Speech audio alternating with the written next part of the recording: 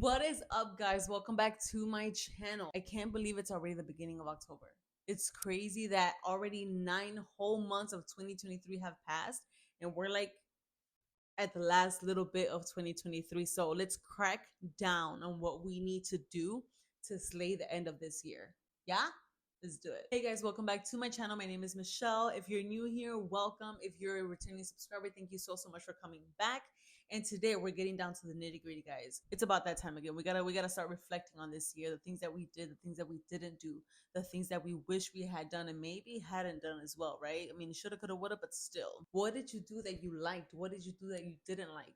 Where are you right now? Are you happy with where you are? Is there more work to do for you to reach the level that you want to reach? So what can we do to make these last 3 months the absolute best that we can make them? Let's talk about it. As I always say, it all starts with you. And it's time to reflect on yourself. Whoever's watching this video, I'm talking to you. Are you proud of yourself? Are you where you want to be? Are you where you plan to be at this time at the beginning of the year? Or do you feel like you've kind of sort of let yourself down? And whichever one it is, it's okay, because if you're watching this video, it means that you're alive, and it means that you have the time.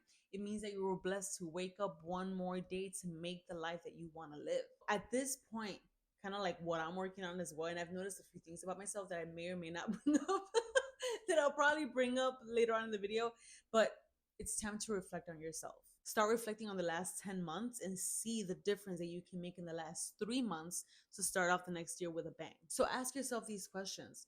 What makes you feel good? What makes you feel excited? What makes you feel fulfilled? What makes you feel good about yourself? Number one, in the beginning of the year, we all seem to have a fitness goal. So if we're talking fitness, you have to ask yourself, what exactly is my goal?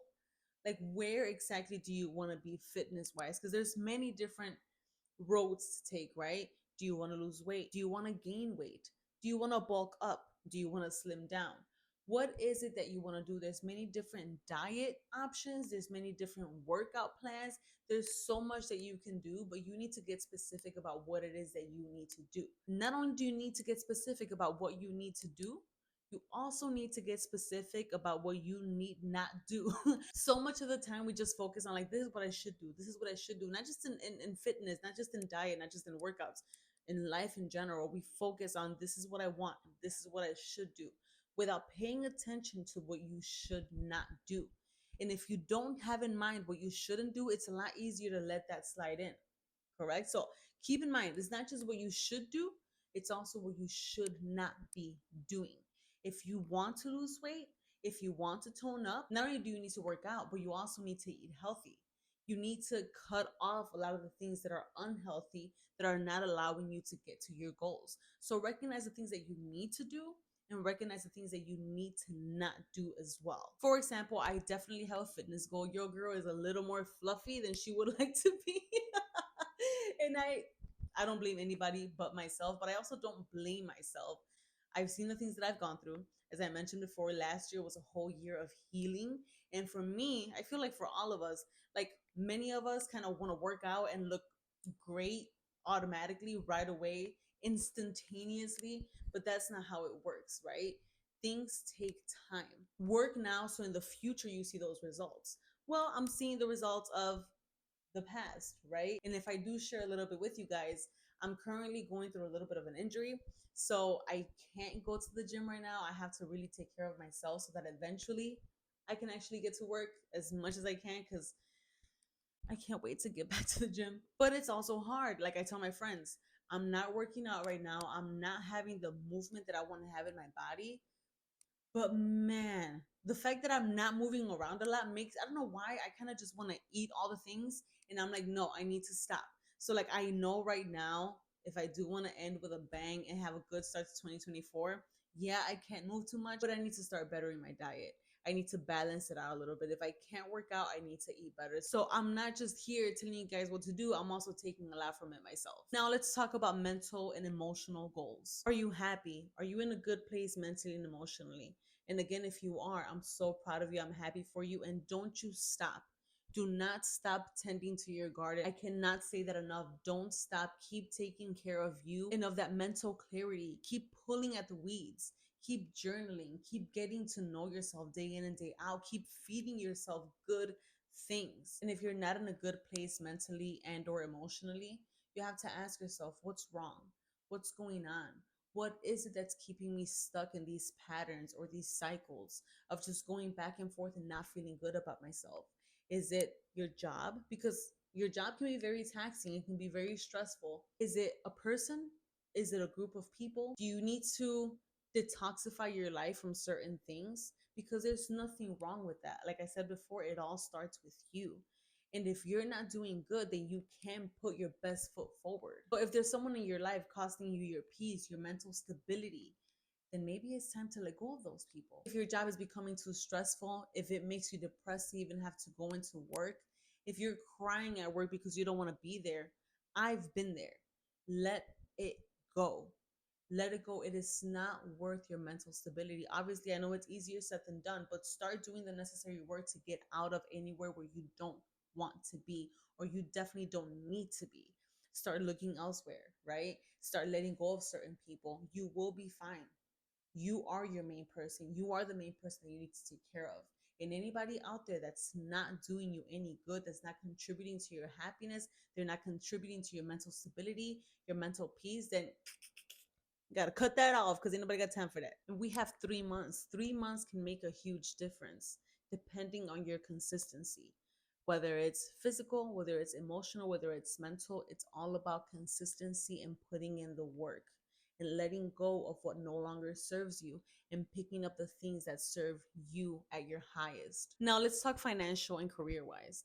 I heard someone say on YouTube, because I watch a lot of these videos, you need to be specific about what you want. A lot of us just go, I want more money. But more money can mean anything.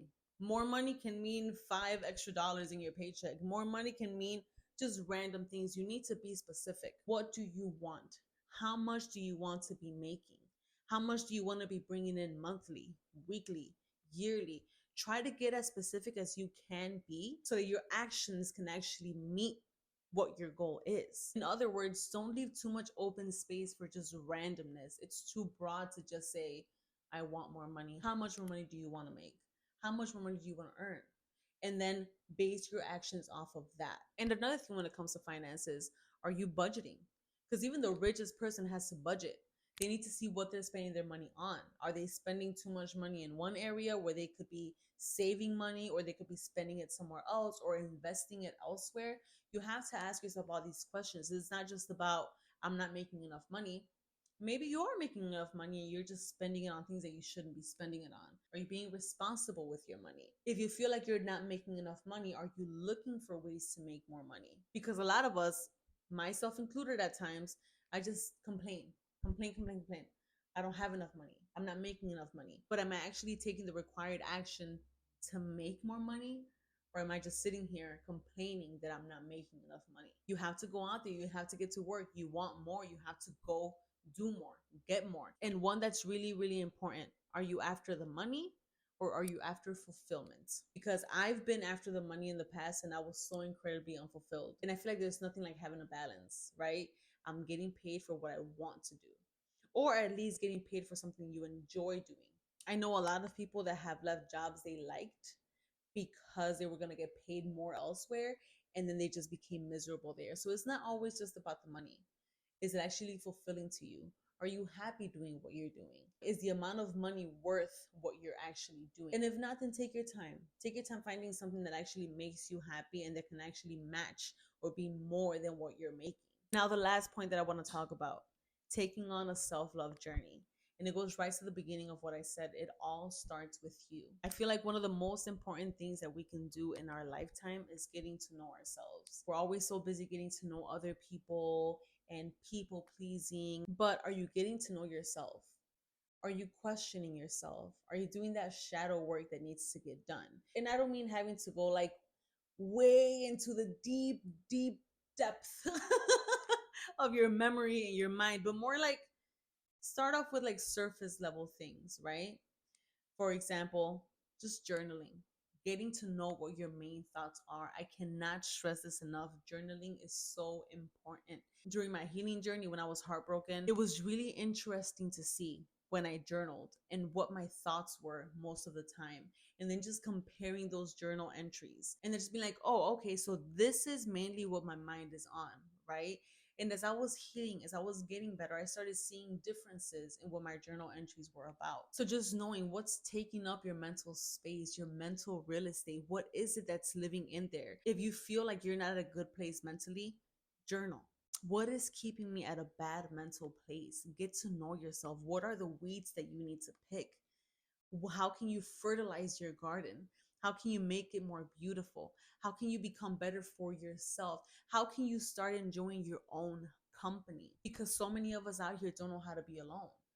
We look for validation in other people because we don't want to be with ourselves. But at the end of the day, you are your number one company. You are your lifelong partner.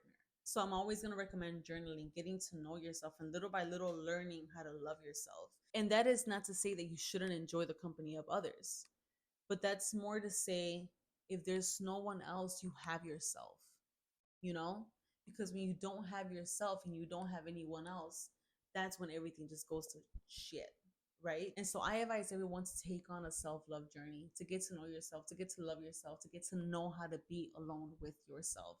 It's not easy, it's really difficult, but man, is it worth it. We got this, guys. We have 3 months left of 2023. What are we going to make of it? I cannot wait to get better. I can't wait to get back to the gym. I can't wait to get back to dancing and get back into the studio. And we have time to start thinking about what we want our goals to be for 2024. Thank you guys so much for watching this video. I hope you enjoyed it. If you did, make sure to go ahead and give it a thumbs up.